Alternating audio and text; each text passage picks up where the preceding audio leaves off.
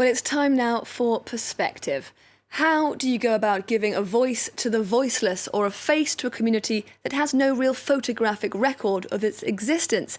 It's a question that's a key source of inspiration for my guest today, photographer Tomas van Houtryve, whose latest exhibition delves into the fractious history of the American West.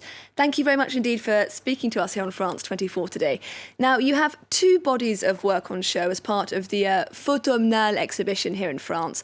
I'd like to start by talking about Lines and Lineage, a work that you say addresses the missing photographic record of the period when Mexico ruled what we now know as the American West. How did you come to this idea?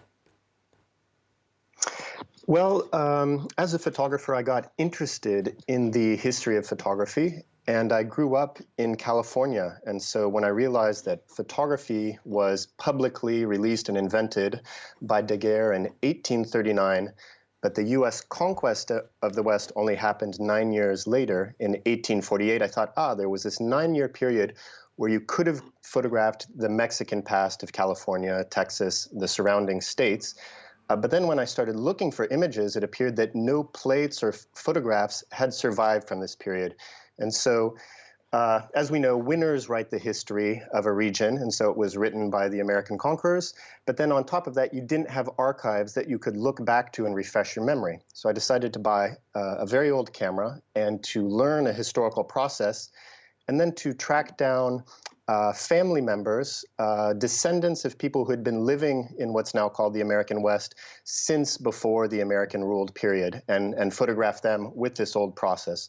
And then I also added landscapes to that all along the previous U.S.-Mexican border, which was, hundreds of kilometers north of where it is today.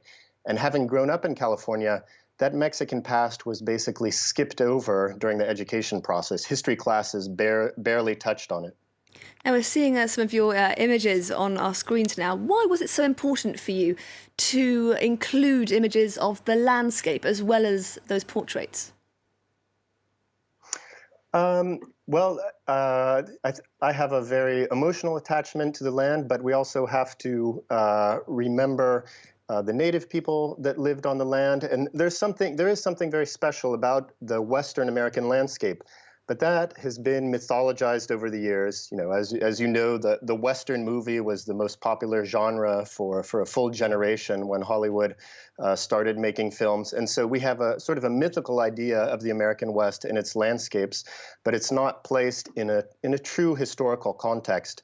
The other thing is that we've seen lately, since the 2016 U.S. presidential elections, a lot of photographs and footage of the U.S.-Mexican border wall that Trump has been trying to construct. And you see this sort of wall cutting through these landscapes.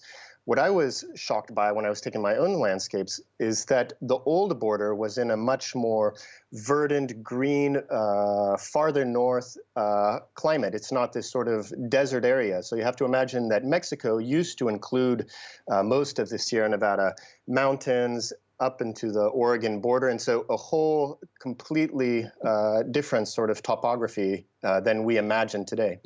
Now, the aesthetics of these images is very interesting. You did go, as you mentioned a little earlier, to quite some effort to make them look as if they came from the period that you're trying to evoke. Why was that important to you? Well, I just want people at first look, when they first see the images, before they read the captions, that they're sort of tricked into thinking, wow, this really could be an old photograph. And why haven't I seen a photograph of the last Mexican governor of California, or the people who founded all these cities that, of course, have Spanish names like San Francisco, Los Angeles, Las Vegas, San Antonio? We sort of forget that there's a rich Hispanic past to these places, and yet we can't look back and see photographs of that period. So I wanted the viewer to sort of imagine. And then there's something else, is that when I look at my own old family pictures, I see these incredible echoes with relatives that have features a little bit like mine. I don't know if you've ever had that experience that you look at an old family photo and you notice an old aunt or uncle or something like that, and you notice there's a resemblance. So using this old technique and then photographing direct descendants, there is sort of a continuity in the images and the way that we can see them and the resemblance that's passed down through generations. Now, as part of this exhibition, you're also exhibiting a video piece called Divided. I'd like to just take a look at a quick excerpt of that if we can.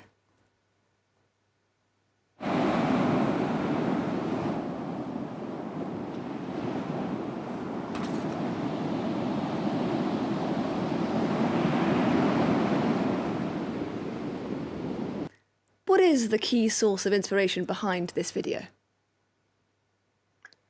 Well, I was interested in taking the long view on the U.S.-Mexican border, and so there's a point where it stops cutting through land and cutting through two different people that, of course, have been united or mixed over hundreds and hundreds of years, and then that border juts into the ocean, and I was just sort of shocked by the contrast between the waves that cross the ocean and have been doing that since time immemorial, and at the very last moment, they're separated, they're divided by this political border. And so I think it's a reminder of how sometimes absurd borders are, how artificial they are, and in this case, it's not part of the natural order. It's something that's been imposed on the land and imposed on people, groups of people. And you've made these works recently. This pandemic has, of course, had a profound impact on the way artists produce their work. How have you found the last few months as an artist?